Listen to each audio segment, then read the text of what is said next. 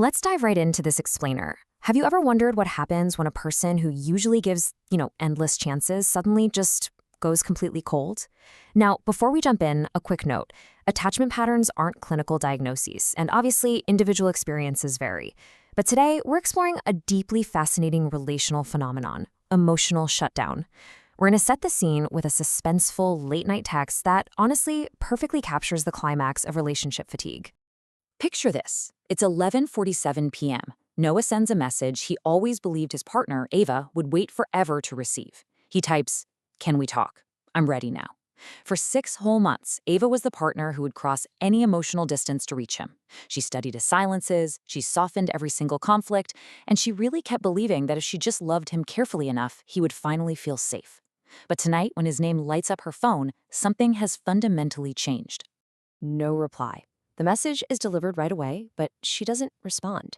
And here's the thing. Ava hasn't blocked him, she hasn't taken to social media to post dramatic quotes, and she's certainly not playing some game just to make him jealous. Instead, she looks at her phone, and she simply, calmly places it face down. She's feeling something that actually frightens her even more than heartbreak. She feels nothing. So did the empath change, or did caring simply become too expensive? This right here brilliantly illustrates our core dilemma for this explainer. People on the internet absolutely love to call this the exact moment the quote-unquote empath becomes the avoidant. But we have to ask, did her attachment style permanently shift to avoidant, or is this just a nervous system response because caring had literally become way too expensive? Section 1. Redefining relationship labels. Let's see how breaking down these internet pop psychology terms actually builds a better understanding of what's really going on. Let's clarify what we actually mean by these terms. Empath is not a clinical diagnosis. Usually, it just describes someone who notices other people's feelings really quickly and feels a deep, almost automatic responsibility for keeping the peace. It's absolutely crucial to understand that adult attachment isn't a permanent tattoo, right? It changes under repeated stress. So Ava's sudden silence doesn't prove she's transformed into a permanently avoidant person. It more likely means her old strategy of endlessly pursuing and fixing has simply reached its absolute breaking point. Section 2, the demand withdraw trap. To really grasp how we get to that breaking point, let's look impartially at the mechanics of why the warmth just disappeared between Ava and Noah. Let's walk through this timeline of Ava's overfunctioning. At 1 month, she's pursuing. Noah pulls away, so naturally she pushes for connection. By 3 months, she's constantly explaining away his behavior, telling herself, well, he's just scared or he had a difficult childhood. At 5 months, she is just endlessly forgiving. But during all this, Noah subconsciously learned something really important. The relationship would restart whether he repaired it or not. Finally, at 6 months, we hit silence. After one particular argument, Noah disappeared for 9 quiet days. And during that time, Ava realized she was actually sleeping better. She finished a project, she laughed with her friends. The distance didn't feel like a punishment anymore. It actually felt like oxygen. Now, here is the stark contrast between healthy compassion and self-abandonment. Compassion says, I can clearly see why you struggle. Self-abandonment, on the other hand, says, because I understand your struggle, I must keep accepting its consequences. That is literally using empathy to explain away your own pain. Empathy becomes overfunctioning when understanding another person turns into your full-time job. Section 3. Boundary, burnout, or avoidance. If you're recognizing this pattern in what we're covering, you might be wondering what's actually happening internally when that shutdown hits. Let's introduce 4 vital questions from our source material to help you identify what's really going on. Question 1. Is the distance specific or global? Ask yourself, do you feel shut down only around the specific person who repeatedly hurt you? Or does closeness suddenly feel dangerous with absolutely everyone, even your safe friends? If it's just the one person, well, that's a relationship-specific protective response. It's not necessarily a global shift to an avoidant attachment style. Question 2. Can you still feel your emotions when you're alone? A healthy boundary actually allows you to feel things. It brings grief and relief at the exact same time. But defensive emotional numbing, that just feels like an inaccessible fog. You can't access sadness, joy, desire, or anger. You are just completely blank. Question 3 compares intentions. Is your distance a boundary or a punishment?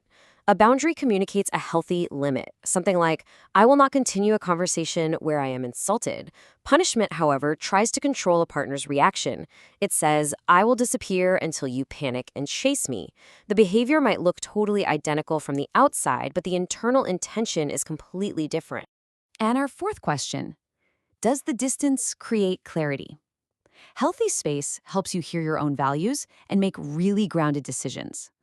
Defensive avoidance, on the other hand, keeps every single decision suspended in limbo.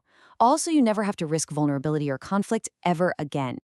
Section 4, the climax. Noah comes back. Let's bring this back to our central narrative.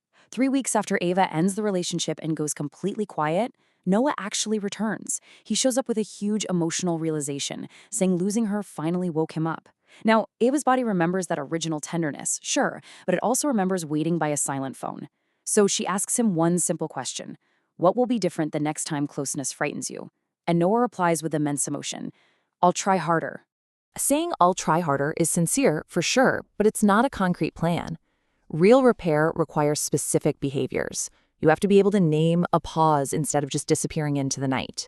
You have to commit to returning to the conversation at an agreed time. You really need the ability to tolerate discomfort without attacking. And honestly, if the pattern is too strong, you need to seek professional help. Ava doesn't say no to Noah because she feels nothing. She says no because she's finally learned that a powerful feeling just isn't the same thing as a safe pattern. Section 5, regaining your warmth. This brings us to a vital turning point in our explainer. How do we actually move forward and establish flexible protection? Let's walk through these 5 sequential steps. Step 1, name the exact injury. Don't make a massive global statement like, love always hurts me. Instead say, repeated silence made me feel unsafe. Specific pain can be processed. Step 2 is absolutely crucial. Separate compassion from access. You can deeply understand someone's trauma and still refuse a relationship with them. Empathy does not require proximity. Step 3, practice small, earned trust. Let trust grow from real evidence, not just hope. Step 4, learn the difference between peace and numbness. Peace feels present, numbness feels absent. And step 5, get support if the shutdown spreads to the rest of your life. The goal here isn't to become endlessly open again, but to carefully protect your warmth. Here is the absolute core thesis of our explainer today. An empath does not heal by becoming colder than the avoidant, they heal by becoming selective. It's such a powerful takeaway. Your warmth was never destroyed, it was just withdrawn from a place that kept consuming it without protecting it. You heal by being warm where it's respected, open where honesty is safe, and entirely unavailable to patterns that require your self-betrayal. I want to leave you with this final provocative thought to spark some active self-reflection. Where does your softness belong? Remember, if you've experienced this emotional shutdown, your softness is not the problem, and you shouldn't be ashamed of how many chances you gave. You simply used the relationship skills you had at the time. The ultimate lesson isn't to stop caring. The lesson is learning exactly where that beautiful softness actually belongs. Think about that as you move forward. Thank you so much for exploring this with me on Decode Love and Relationships. Be sure to subscribe for more on attachment, heartbreak, and healing, and I'll catch you in the next explainer.